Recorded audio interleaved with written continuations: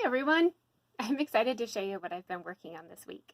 Since we still can't get back to the gym, I decided to make a gym here at home. So my home gymnast, she had her balance beam already, but I've added in a lot of other events for her to practice. And I've given her some more equipment. So here she's got her jump rope so that she can do her warm-up with that. And then some of the other things I got for her is, here's a trampoline for her to jump on.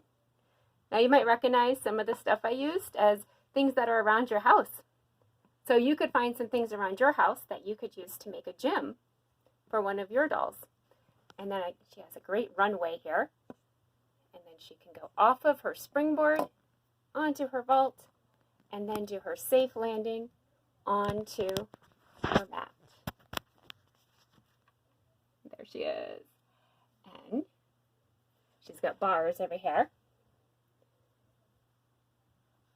So now she can practice her bars. There's her bar set up. And now the best part of this gym, I think, is that she has a ball pit. Isn't that great? So the last video, we were practicing how to lay straight. And we were showing how everything needs to touch the floor when we're laying straight. Remember to have our legs and our back, our head, our arms, everything touching the floor. Now at the gym, us coaches and instructors can give you guys tips on how to make those things happen. But at home, there's also a way that you guys can do some different things to self-correct and give yourself tips on what you need to do to have your skills be done the right way. So let's practice laying straight, and I'll show you a few different things that you can use around the house to help you to do it. Now make sure that you have plenty of room, a wide open space to practice, and that there's no furniture in the way. So for this, we're going to first practice by doing our pike position, because laying straight, we've got to have those legs straight. So we're going to do our pike. Now, when you have your legs tight together, you'll see that there's no space between your legs, right? Except for when you get down to by your ankles. Then there is a little bit of, there's a space there. So we want to find something that can fit on that space and not fall through unless we've brought our legs apart. So let's try, if I took one of the balls from her ball pit and I put it there, for me, it just falls right through and it's there. So that won't work for me. Now if I try this ball, I can put it on top, it stays there. But I have to get my legs pretty far apart before it falls through. So that one's not going to work for me. But if I try her exercise ball and I put it there, now let me make sure my legs are tight. So I'm going to poke, legs tight together, put the ball on top, and it stays right on top. But if I give my legs apart a little bit, it falls through there. So this is the ball that's the right size for me. If you can't find a ball or another thing that works right, or an easy thing to do, take a piece of paper and crumple it to be the right size. And then you can try that and see if it fits there. And then if it falls through when your legs come apart, you know that is the right size for you. So let's try that. Here, I'll use that green ball again.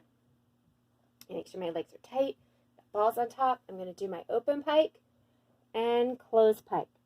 Open. Oh, my legs came apart a little, so the ball fell through.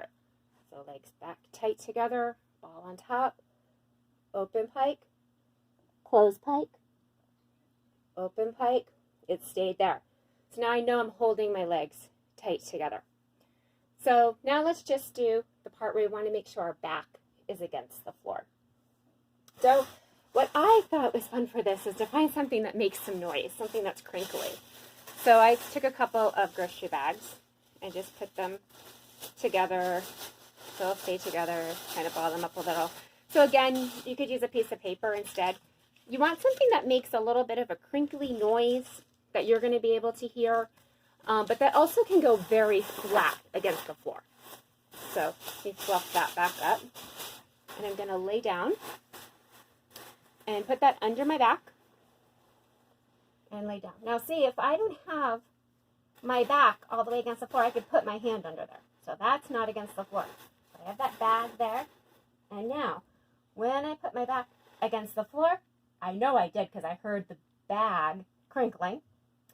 And I'm going to hold it there. Now, if I let my back up, I might hear the bag crinkle again. And then I know my back came up. So I want to pull it back down.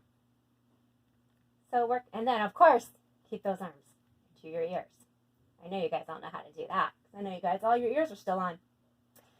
And so now, though, we want to put it all together.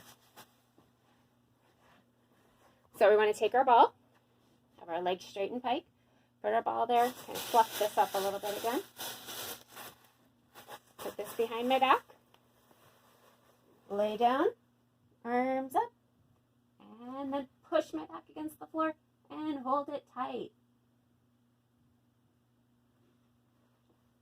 And the thing you can do for a challenge with that is to see how long you can hold that tight, not letting the ball fall through your ankles and not letting your back come up off the floor, not letting that bag crinkle again or your paper. So see if you can do it for 10 seconds. And then once you can do it for 10, see if you can do it for 20 seconds. And then try 30 seconds. Now, the thing about that is the tighter you get that stretch position, once we get back in the gym, it's going to help you out. So here, I've got a cheese mat for her.